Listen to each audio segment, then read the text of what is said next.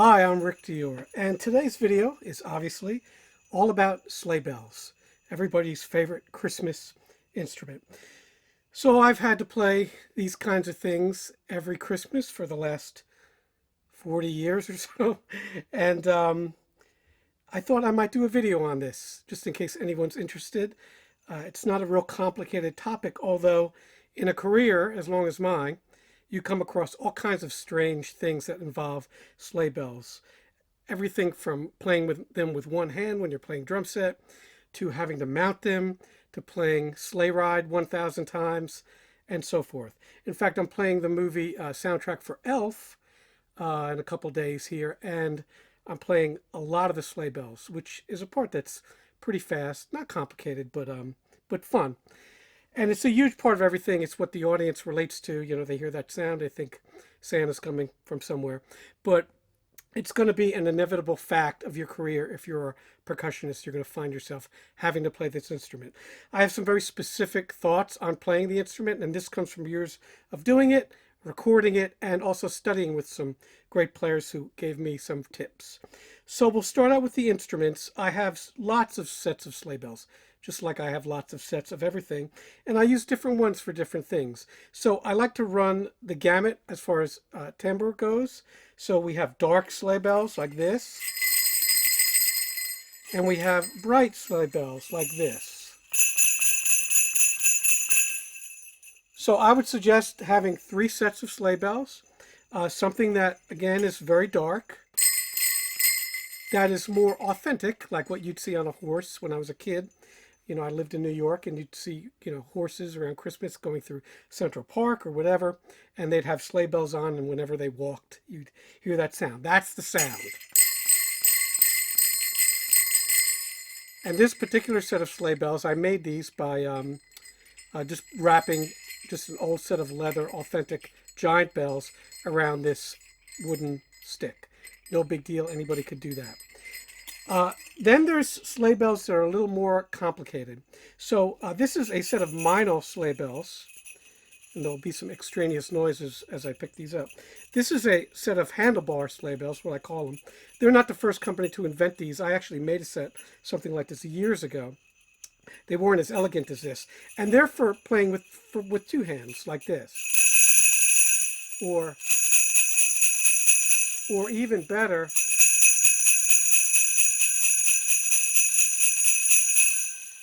which takes off a lot of the stress from holding those things. Some of these bells can be heavy, so you've got to have some strength, and you can switch hands. You just got to make sure that there's no hole in the performance there. I also mount sleigh bells. This is a mount that I made from an old suspended cymbal stand, and I'll show you a few things here. I got my phone here. We can show you some close-ups. And this is how this stand works.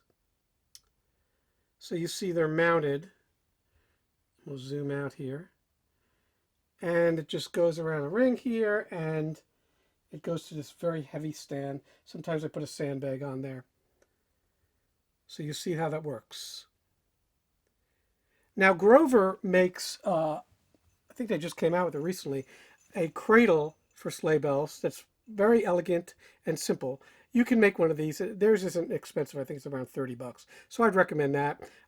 I've had this for years. I use it a lot of times when I'm playing these Broadway shows. You got to use sleigh bells. Not a lot of time to pick it up, and you don't want to make a bunch of noise because everything's heavily mic'd. So you can do the rolls like that. You can hit them.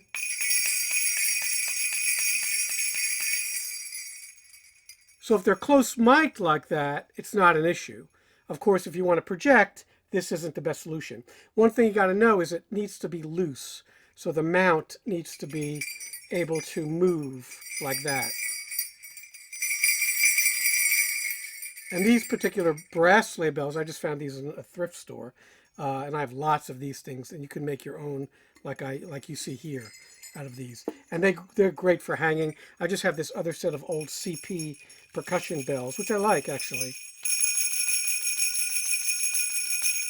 They're very quiet, and they work well on this stand. So that's an option.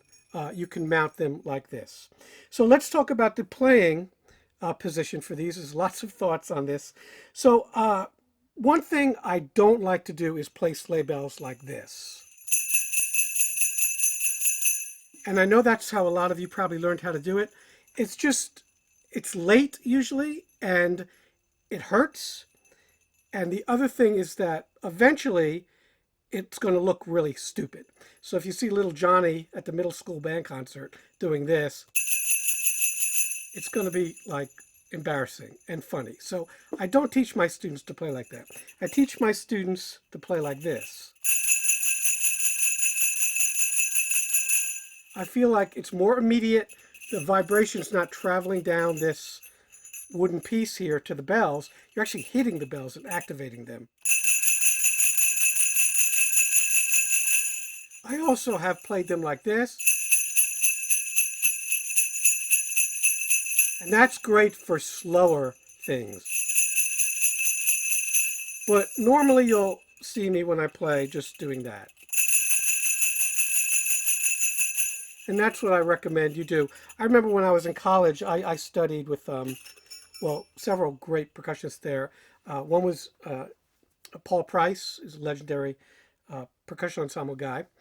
And he was an expert on all these things. You know, we did a lot of Varese and all kinds of stuff. John Cage, Charles Worden, things in his ensembles. He had very distinct thoughts on how to play all these different instruments. Another guy was Walter Rosenberger, who was the principal of the New York Philharmonic. And I would ask them about playing things, and each one of them had a completely different way of playing all the percussion instruments, really. But sleigh bells, they had different ways of doing it. But basically, the gist was, however you're comfortable, as long as it sounds good, and the time is good. So I've played a lot of gigs with people who play sleigh bells, and the time is bad. So it drags, it rushes, it's not even. That's really important because that's what the whole orchestra or band or whatever hears, is that sound. And it can really ruin things if you're not playing in time. So I would suggest whatever way works for you to play in time, that's what you want to do. But it can't be late. And when I'm back there in the percussion section, always play a little on top of the beat, a little bit ahead, just so it's not perceived as late by the conductor. And it's always worked out great for me. So let's talk about some of these instruments. You see these here that I picked up before. These are Grover sleigh bells. I really, really like these. I have no affiliation with the company, but I like these sleigh bells. Number one, because you can just put them flat on a table and they just stay. So when you pick them up, they're not very noisy, and you can do that. Or if you like to play them like this, you can do that, all right? If you lay them flat and pick them up, you also won't get a lot of noise.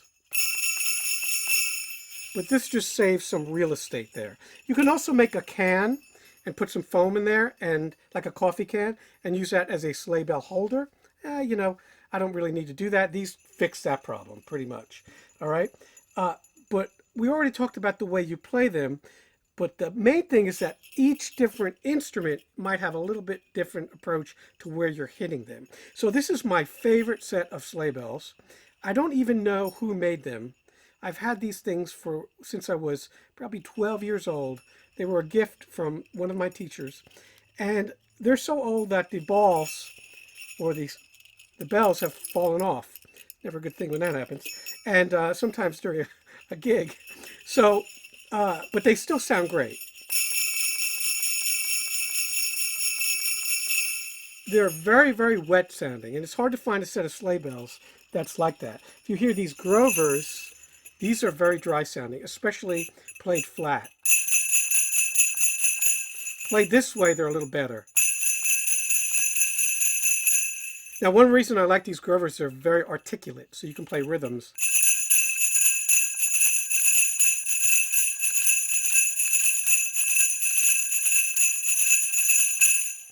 With no problem. Now, this other old set, it is a problem because they're so wet.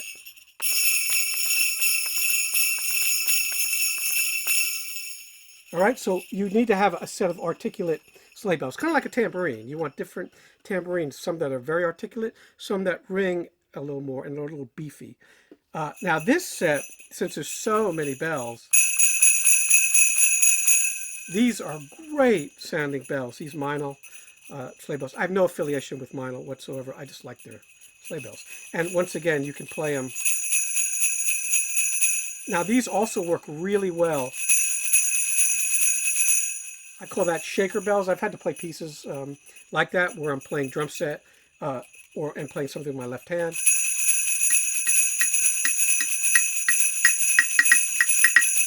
So basically you're just playing it like a shaker.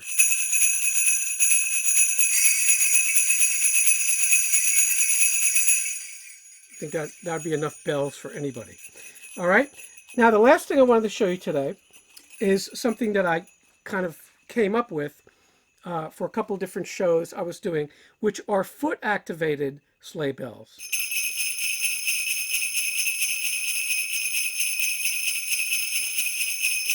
So I made these, and all I did was take a set of kids' sleigh bells, which you'll see on these little plastic handles right here, and I went through a bunch of them. I found some good ones.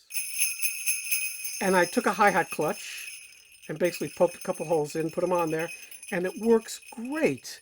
Now, the main thing you got to understand when you're doing this, you put it on a hi-hat stand, and you want to put a towel, as you see here, under the pedal. Otherwise, it's going to have a click sound. If you do with the towel, it's perfect. There's no click sound. I'll show you what that sounds like. I'll take the towel out. You really got to put it in there. So here's what it sounds like without the towel. So you hear that clicking, you don't want that. So you put the towel in. It may take me a minute to get this back in. And don't be afraid to put the whole towel under there. And then you'll lose most of that. So you'll have to play around a little with getting that towel in there nice and tight. But it'll hold, and then also I like to put a carpet under it because you want it quiet. But this thing is your best friend when you're playing a show and you got to play sleigh bells, and you can use your foot, and then you can play shakers or bells or xylophone or whatever, timpani. And I've used this thing a lot on many, many different shows and with the orchestra as well. So I definitely recommend making something like this. It'll help a great deal. The last thing you could do, and I've done this on some sessions, is take some of these bells off and do sort of an effect like this.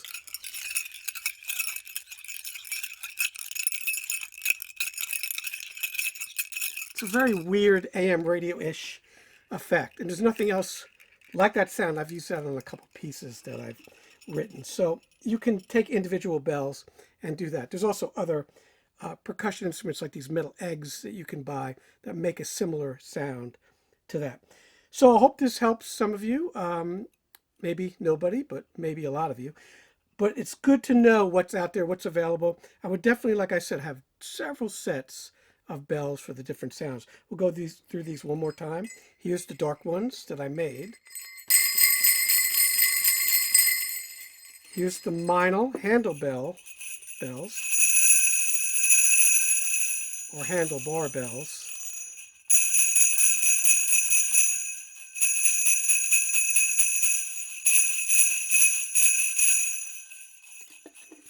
Here's the Grover sleigh bells. And I think Meinl and Grover use the same bell. They sound similar, right?